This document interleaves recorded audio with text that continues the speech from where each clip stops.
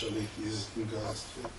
We think that we know that Hamas is holding him and responsible for him. And as far as we understand, he's alive in good situation. That doesn't mean that we know where he is. And I think that we have to understand that the situation is changed during the last years, and the methods that the Hamas learned from Hezbollah and others are not just connected to how to fight, but also to how to kidnap and how to negotiate. So the situation is a problematic one, and hopefully we'll find a solution. We are obliged to bring Gilad Shalit this way or another before Israel.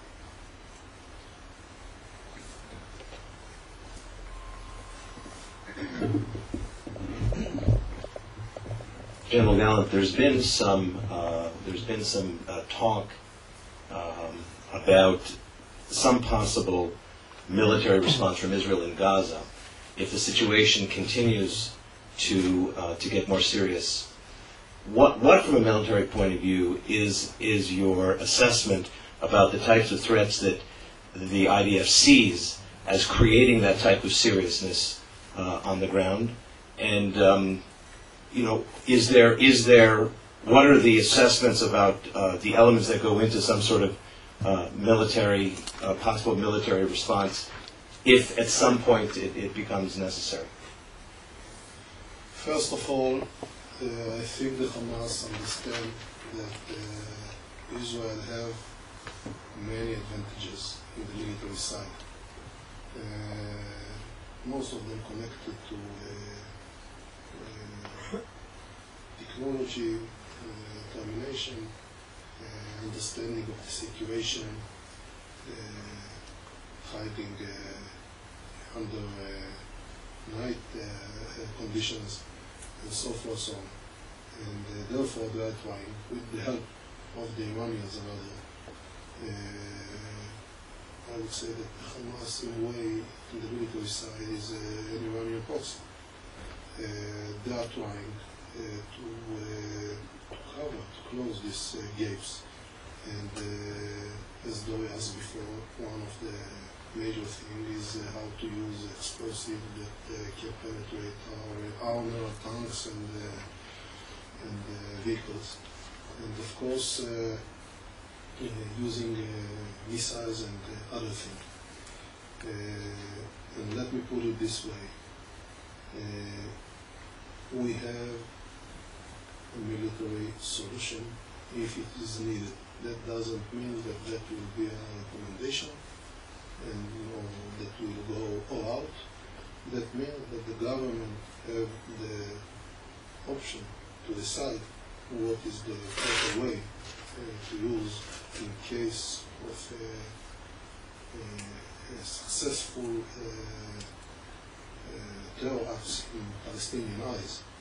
And as I said before, the problem that hit Eilat a few weeks ago and create 3 innocent casualties could have create 30 or 50 innocent casualties, and this is by results a whole different situation. Please. You're next. Kassam CPA. There were reports published about half a year ago about Israeli intention to take again buffer zones in Gaza, in the north and in the middle, but nothing happened. Can you tell us exactly if there is any doctrine about coming back to Gaza, not the whole of Gaza, but to take parts of Gaza necessary to defend Israeli cities and towns? In order to defend the Israeli area, you can use more than one system. As a military, you always want to have maximum freedom by using all the methods and systems that you have, all the tools. that doesn't mean that everything that the army is asking for, the government can accept. And we are working, and I'm proud that we are working as a military under a civilian government. I think it's good to be in a country where civilians give orders to generals and not the opposite. And in Israel, we are taking orders from the government, and the government is of the Israeli people elected for. And we'll do exactly what we are obliged to do. And we show the whole perspective, the advantages, the disadvantages, and explain the situation. The government decide, give us, of course, a space to work. And in this space, we are trying to do our best. And it is not always the maximum, but we try to bring the optimum.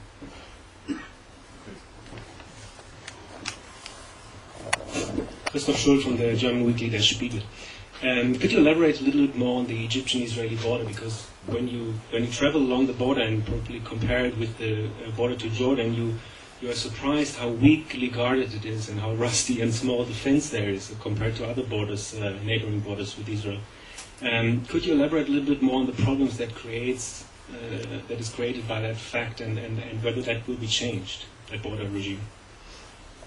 First of all, let's put the strategic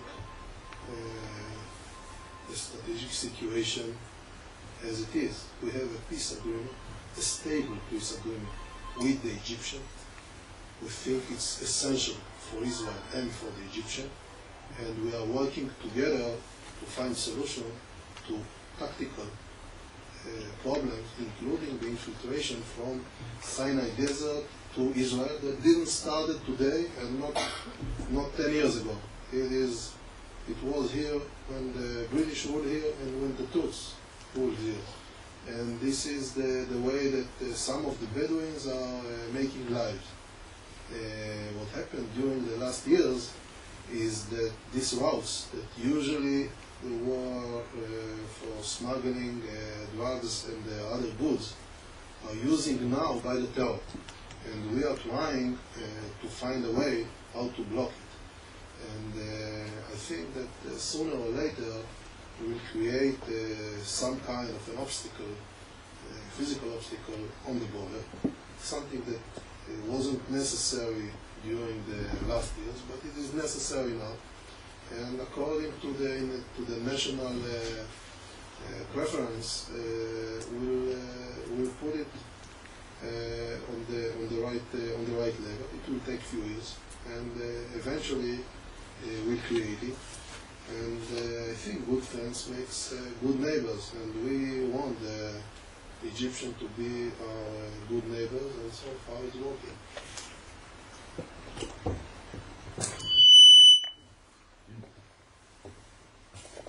Mark Sievers, American Embassy in Tel Aviv. General, how would you assess the development of the Fatah security forces in Gaza over the last few months? And what do you see of the prospect of their being able to cope with Hamas if it comes to a confrontation in the next year or so? I think that, first of all, there are more Fatah armed people than Hamas armed people in Gaza Strip.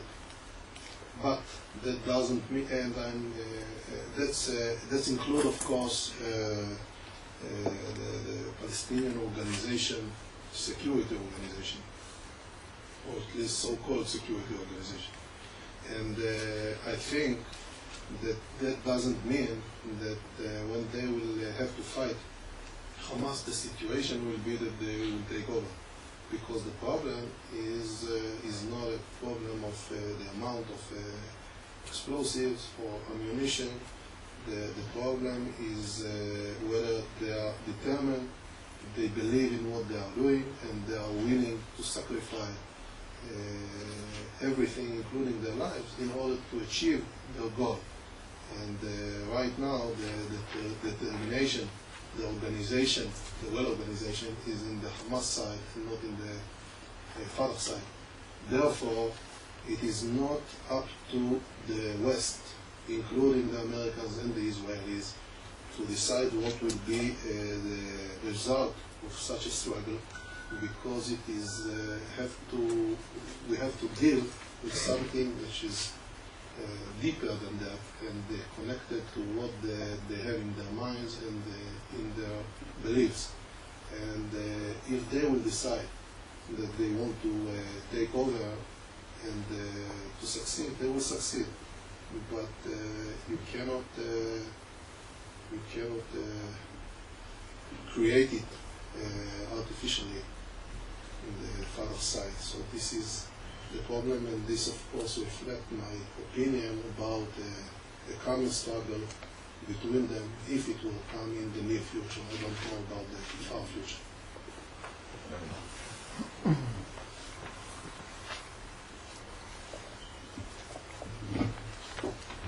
Rani Ben David from JCPA.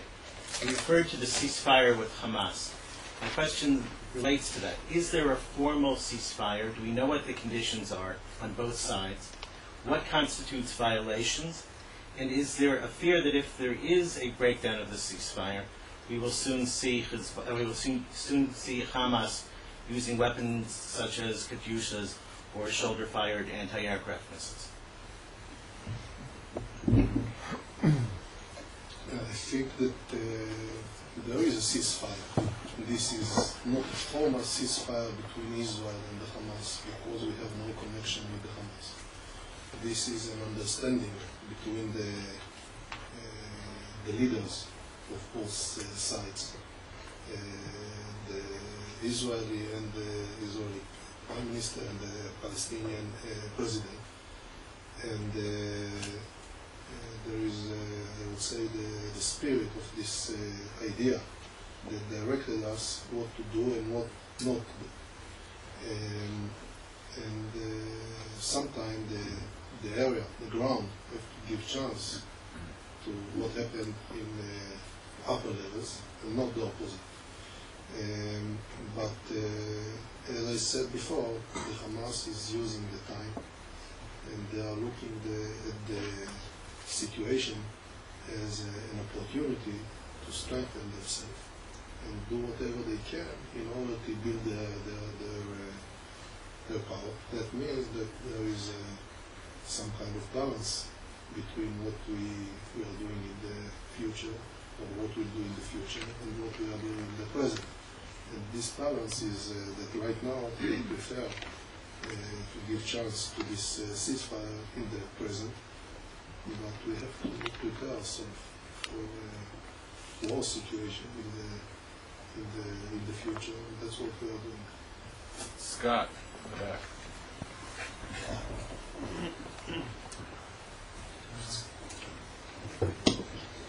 Scott Wilson from the Washington Post. General, you said that you have evidence that Iranians are coming to inspect the situation in Gaza. Yuval Diskin told us 2 days ago that Israel had no intelligence of Iranians in Gaza. Could you clarify that for me, please?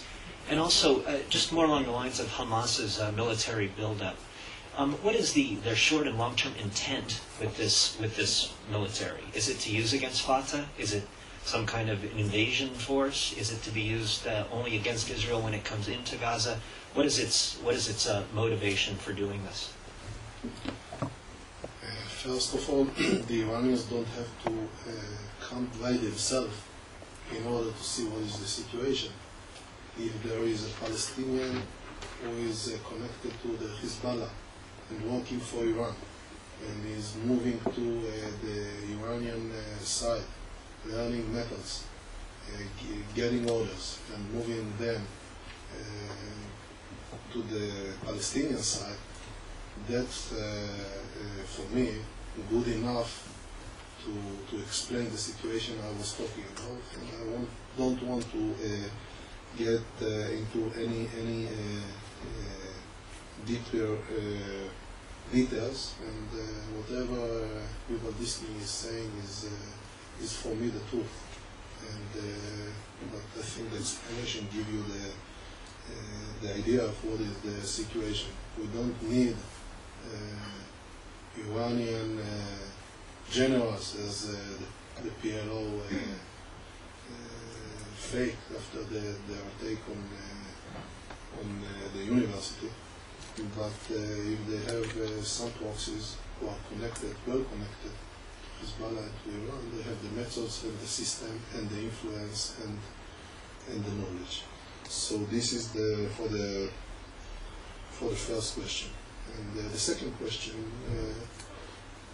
let's look at this in this way. You don't need tons of explosive. They import 30 tons of explosive during the last year into Gaza Strip. This is not something to be used against the Fatah. This is something that is to use or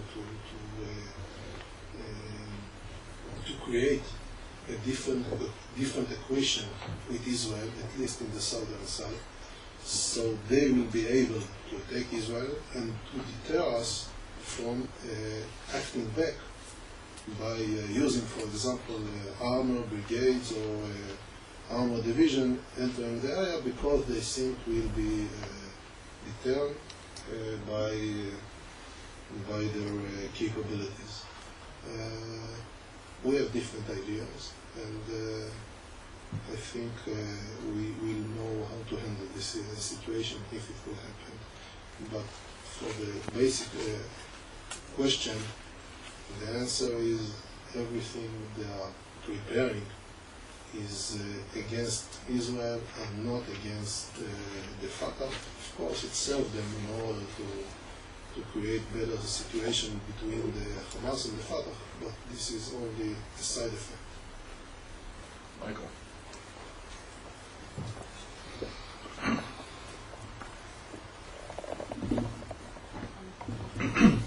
Michael Woodlansky, Hebrew University and Front Page Magazine. On January 10th or 11th, Mahmoud Abbas gave a speech in which he used the phrase, I watched it in Arabic, let our rifles, all our rifles, be turned against the occupation. It wasn't widely translated in Israel or the United States, and I'd like to ask you, again, following the question by the American embassy official, what is the role of Fatah in the level of attacks against Israel? First of all, perhaps over a 3-year period, has it changed? Secondly, what is the role of Iran and Hezbollah influence on Fatah? And is Mahmoud Abbas doing anything seriously to try to counter? First of all, it's not to my level to criticize leaders of countries, including the leader of the Palestinian state. But as to the Fatah, let me put it this way. They don't like us, and they have their own struggle and their own goals, and they want to achieve them. But this is some kind of a reasonable partner that you can solve, or maybe solve the situation with them. And we are trying to do our best in order to do so. And that doesn't mean that they don't have opposite opinions about how to solve the problem. I mean, opposite to our opinions. As to the penetrating of the Iranians into the Fatah, let me put it this way. The Aqsa Brigade that relate, at least by the symbol, to the Fatah, is already an Iranian organization, similar to the Jihad, Islamic Jihad. And this is partly because the Iranians understand that it's easy to connect with them, although they are from the Sunni branch, they are not very radical Muslims compared to the Hamas. And this is a place where money can create the difference. And therefore, it started in Judea and Samaria 5 or 6 years ago, that they bought the organization by money and activate them against Israel according to Iranians' ideas. That's of course have to worry not just Israel but also all the I would say all the Western world that have to look at this problem and to understand what is the Iranian threat is. And as I said before, using those Palestinian organizations tactically against Israel, what they are doing, either because of the internal and local interest or because of the Iranian interest, is only one side of the problem. The other side of the problem is that those organizations are in good connection with a global organization, terror organization, and soon we'll see them working against Western interests all over the world. And this squad is trying to achieve its goals. And it's easier to buy the Palestinian, not religious people, than find yourself in the religious side, and that's what the Iranians started with. Do you have percentages on the numbers of Fatah participation in attacks over a 3-year period? I cannot give you the precise number, but this is not something that you can neglect. It's tens of percents. In other words, more than a third? I cannot say exactly because it depends very much on the involvement of the Hamas during the situation and what is the total amount. But there are not some side effect. This is a major issue. I want to thank General Galant for a very fascinating look at the security situation in Israel South, in the Gaza Strip, and also setting it in a regional context. Some of those maps had, I would say, enormous, what's the word we use in the newspaper world? Resonance. Not just resonance, but actually interesting information I'd never seen before. So I think that we were all learned a great deal from your speech, from your explanations. I want to just tell everybody that on Monday, I won't be here, but Minister Avi Dichter will be briefing the ICA group, and the invitations for the exact timing of that presentation will be coming shortly, as usual. So again, thank you, General Galant, and looking forward to having you here again on Monday next week.